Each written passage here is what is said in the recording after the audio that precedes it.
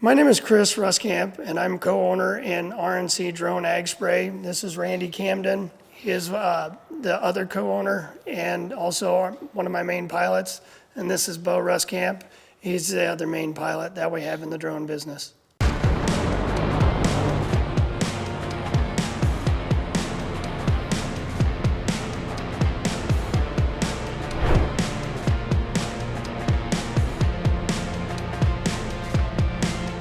We started out with a pretty small drone and covered close to 2,500 acres our first year, and this last year we covered about 6,000, and our goal this upcoming year is going to be 10,000.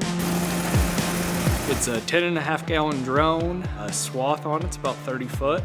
It moves right along, so that's 40 acres an hour per drone, so you get two of them running, I mean, you can cover close to 80 acres an hour. So when we pull up to a farm, you go in and tell it what swath and how high you want it flying above the crop and your rate as far as gallons per acre you're going to be using. We have to run it's a 12,000 watt generator to keep the batteries charged. They're pretty big batteries. They're 56 volt, like 30 amp hour batteries. So it takes a lot of juice to keep this thing running, and it's quite the operation once you got it moving. Growing up, being around everything, all the advanced equipment and stuff like that, it just made me want to learn more about it. And Northeast, you get to know all your teachers pretty well, and that's really nice when it comes time to ask questions or if you need help for anything.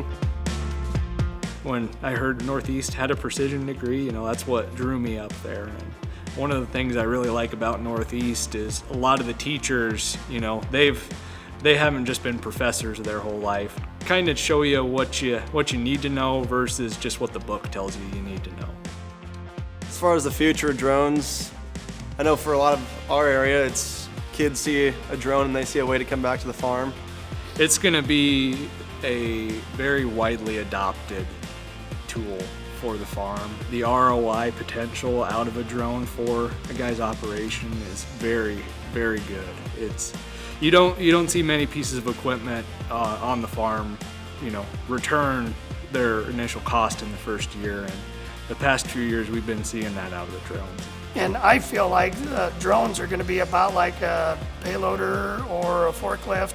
If you have them on your farm, you're going to find more uses for them.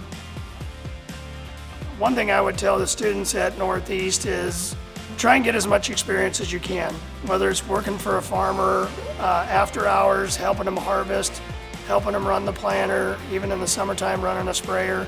Don't take anything for granted, because there's so many opportunities and so many things that you can learn by getting out and getting into the field.